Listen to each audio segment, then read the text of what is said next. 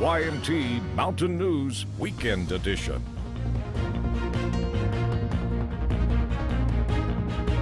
Good morning, I'm Lauren Osborne. Today's Saturday, June 11th. Let's check in with meteorologist Arden Gregory for a look at your forecast this morning. We have had the most beautiful weather this week. I know a lot of people have been out and about getting some sun. Is this weekend going to stay the same? Well, this weekend is going to be, the first half anyways, is going to be pretty. Plenty of sunshine. The bad news is it is going to be very hot. just kind of that miserable kind of hot that I have not been looking forward to. But lots of sun, right? Lots of sunshine. If you have a pool, today would be a great day to use it because it is going to be very sunny, but very hot and nice and dry as far as the skies are concerned. Pinpoint Doppler showing nice clean sweeps across eastern Kentucky. No rain in sight, and that will be the case as we go throughout your day today. Temperature wise, starting out fairly mild this morning. Temperatures ranging from the upper 50s to the low to even mid 60s across much of eastern Kentucky. 58 in Middlesboro, 59 in Harlan, 65 in Jackson, Paintsville, Prestonsburg, and Pikeville. Taking a look at those Kentucky mesonet temperatures, seeing much of the same, upper 50s to low to even mid 60s, 60 degrees in Boonville right now, 59 in Barberville, 62 in Whitley City. So as you're headed out the door this morning is very nice and mild, just a very few clouds overhead. All in all, a gorgeous morning. But as we head into the afternoon, although we will keep that sunshine, it will be very hot and very humid, and I'll have all the details on that coming up in just a little bit. All right, Arden, thank you so much. Known as the People's Champ, yesterday people near and far from all walks of life paid tribute. The day started with a procession lasting for hours through the streets of Louisville.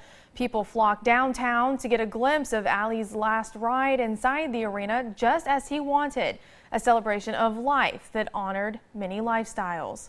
Muhammad wants young people of every background to see his life as proof that adversity can make you stronger.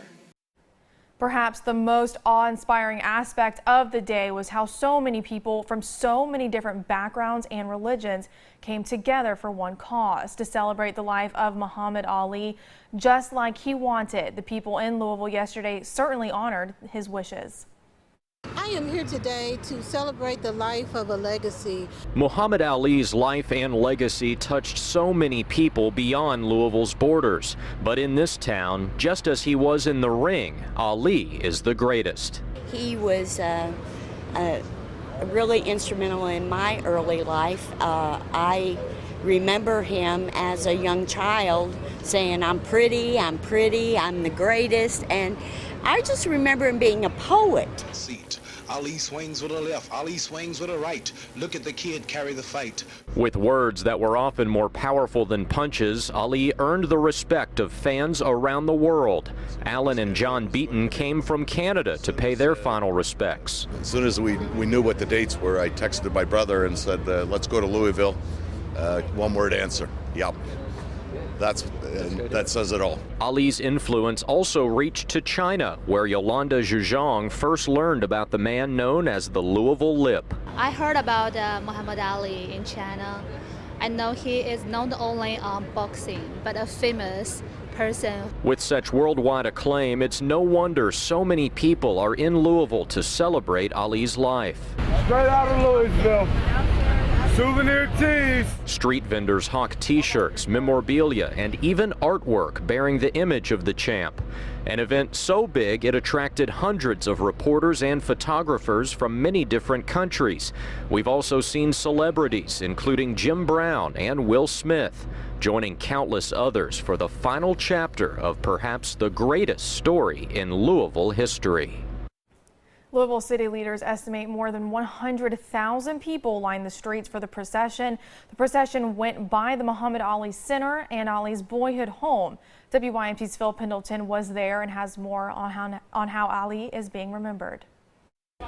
The traffic here in front of me on Grand Avenue is still at a standstill as people have been flooding this area all day long, both before, during, and now after the procession. Many of these people simply with their own special way of paying honor to the memory of Muhammad Ali. Craig Bartley had few words about Ali. He wanted his music to do the talking. I'm just performing. You know, I just want to put some music out there and maybe lighten up the spirits and pay some tribute in my own way. Jerry Martin traveled from Virginia with his riderless horse. And what the riderless horse does is symbolizes that the leader has fallen, and the boots are in the stirrups backwards, waving goodbye for the last time. People started arriving hours early. Some traveled a few miles. Others, like Brian Nunez, drove all night. He recalls an encounter with Ali on a toll road when he was just 12. When I got out of the top of the sunroof and was like doing this to his limousine, trying to get him to come out, and the top of that limousine opened up and he popped his head out and shadow boxed with me going down the highway. As the procession finally arrived at high noon, people were lined up 4 and 5 deep. For many, it's a moment they will never forget. People and fans from all over Louisville, Kentucky, the United States, and even the world, not to mention the news media that was here. There were media representatives from all over the world here, all talking about what one man did for this community and this world. In Louisville, Phil Pendleton, now back to you. Muhammad Ali lived a life no stranger to controversy. During the Vietnam War, he, of course, said it was against his Islamic faith to enter the draft. On the heels of his death, United States Senator Rand Paul is calling to end the draft with an amendment. He says those that call Ali a draft dodger are wrong. Muhammad Ali was not a draft dodger. When Ali was drafted, he did not run away. He did not go to Canada. He did not ask for special favors, treatment, or even try to get a deferment. He was a conscientious objector. He was Muhammad Ali to millions, but early in his life, he was Cassius Clay, and that's when a Frankfort woman knew him well. Dr. Betty Griffin says even at 13, Cassius Clay was telling people he was going to be great, and turns out he was right. She came by herself to Louisville. Dr. Betty Sue Griffin taught at Kentucky State University.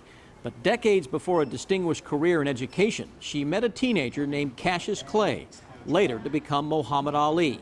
And at 13, he was already preparing for greatness. He had the common touch. He could talk to anyone. He'd pick up little kids, run up and down the street, and kiss them on the cheek. You know, they'd be fighting them off, and he'd let them go on. He loved life, and he loved people. Griffin says Clay already had a year of boxing under his belt and had been featured on television. She remembers a fun-loving youngster. And because he'd been on TV, you know, he just assumed he was a star then. Well, he was. He was a star then. But at any rate, he said, "Did you see me on TV?" She has a ticket for today's memorial and says she's here to honor that 13-year-old's legacy. He brought people together in ways in which no one else could. Look around. You got old, young, black, white. It matters not. He treated everyone with the same amount of respect. Here in eastern Kentucky, another blow to the coal industry. Yesterday, we learned more than 200 employees at an eastern Kentucky mining operation will lose their jobs. Spurlock Mining in Floyd County filed a warn notice with the Kentucky Office of Employment and Training. It's expected the layoffs will be permanent in August. Spurlock is operated by Black Hawk Mining. A Burnside man died in a Pulaski County crash Thursday. It happened on Highway 39. Somerset police say Joshua Nottingham was driving a U-Haul van when he crossed the center line and hit Gerald Snowden's car. Crews flew Nottingham from the scene and Snowden died. Officials with Black Mountain Water District say they have resolved an issue for hundreds of its customers. This is video from earlier this week as folks gathered to get bottled water. Crews worked most of the week to figure out why some people were having issues getting water. A boil water advisory is now lifted, and we're told all customers have water again. More than 20 teams lined up along the track at Bob Amos Park in Pikeville yesterday evening. Folks decorated their booths for the Relay for Life event, including Model City Daycare. Their Wizard of Oz booth recognized those who have lost their life to cancer. I hope everybody in the community realizes how important it is to help support such a great cause, and hopefully one day they will find a cure for cancer. The event wrapped up at midnight last night. Other relays are being held this weekend in Martin, Whitley, Breathitt, and Perry counties. One of southeastern Kentucky's oldest attractions got a facelift this winter, but not without some serious adversity. WYMT's Caleb Noe has been following the story for the last year, and he was at the grand opening of the Middlesboro Country Club yesterday.